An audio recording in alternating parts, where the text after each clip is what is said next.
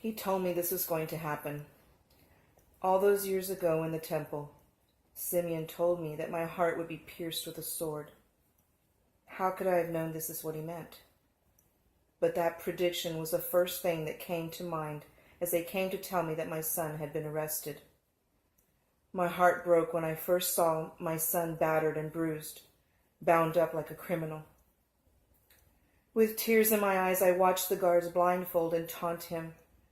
How could they look at him and not see what I see? How could they forget the miracles he performed? Night slowly gave way to daybreak as Jesus was taken before Pilate. When Pilate ordered my son to be scourged, something in me knew that it wasn't going to be enough for them. I cried as I watched the soldiers rip the flesh off of my son's back.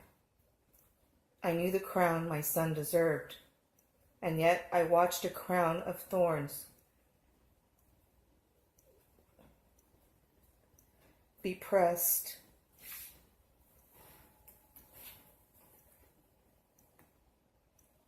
into his skull. My Lord, every step of the way I have trusted you. Could this really be a part of your plan? Give me the strength to walk with this son. You have given me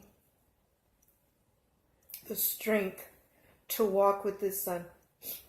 You have given me the strength. It seemed like everything went into slow motion as Pilate washed his hands and sentenced my son to death. The soldiers brought out the heavy wood cross and dropped it on Jesus' bloody shoulders. Immediately my mind went back to the crude wooden stable that I had first laid him in. My son, you deserved more than you deserve, so much more now. As a mother, I can't imagine anything worse than watching my child suffer. My heart screams in pain. My legs want to give out beneath me, given the chance. I would gladly take his place. But that is not my role. I remain silent and walk beside the greatest gift God has ever given. I try to look strong for a brief moment. Our eyes meet. And when they do, I'm almost surprised by the look of overwhelming love and resolve on his face. There's something much greater happening than anyone realizes. He falls once and then again. And I'm not sure that he has the strength to get back up.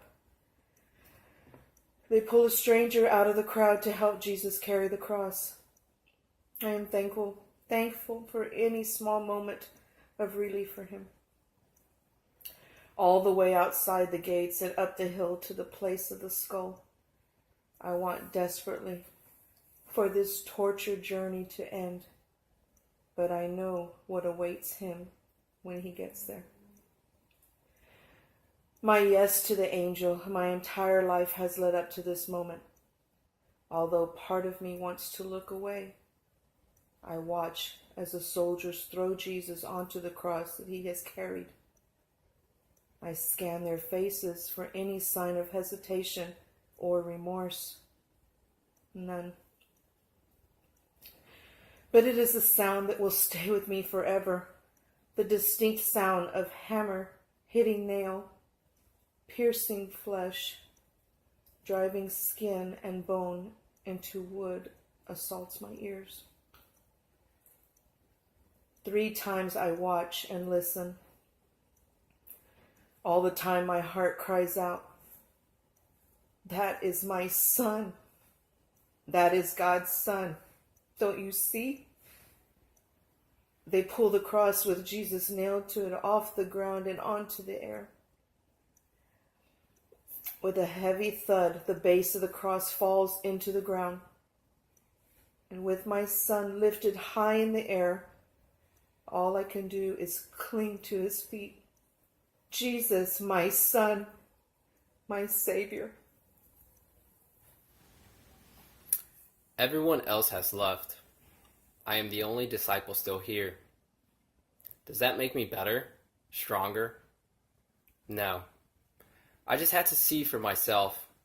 How could this happen?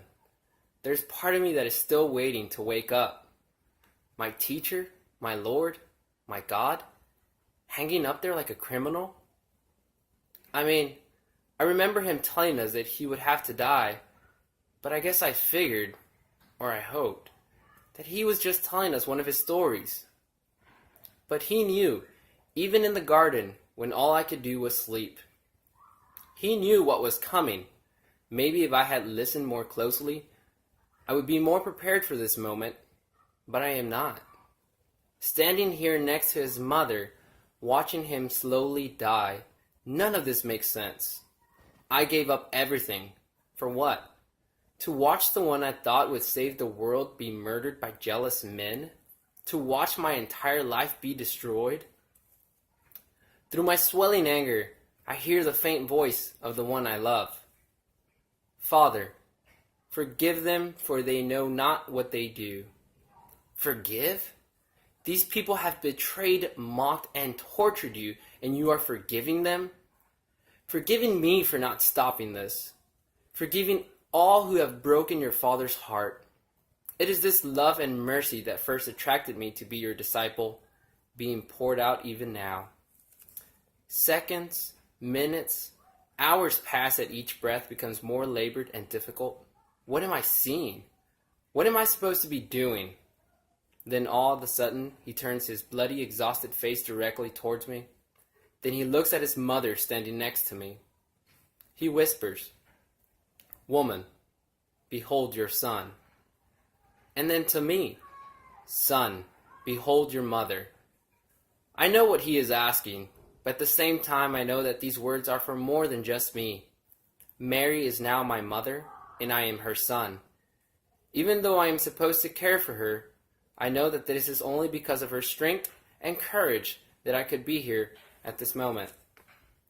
As Jesus, my master and my friend, took his last breath, the whole world seemed to hold theirs. After 3 hours of agony on the cross, his body gave in to the pain, and he could no longer lift himself up to breathe. With his final breath, he cried out, "It is finished." You are my beloved Son, with whom I am well pleased. They heard me speak these words at your baptism, but now 3 days after your death, I proclaim this truth to the world by raising you from the dead. My son, it is finished. The plan that has been promised since the fall of humanity in the garden, through your incarnation and obedience to my will, even to the point of death, you have taken on the sin of humanity and won forgiveness for them all. But it was not enough to just heal my children from sin through the cross. Through your resurrection from the dead, we brought them to new life, healed and restored. They heard but did not understand. They looked but did not see. They did not know that all of this had to happen. For everything you suffered, you proclaimed the truth of love. As you died, you bore their guilt and sin.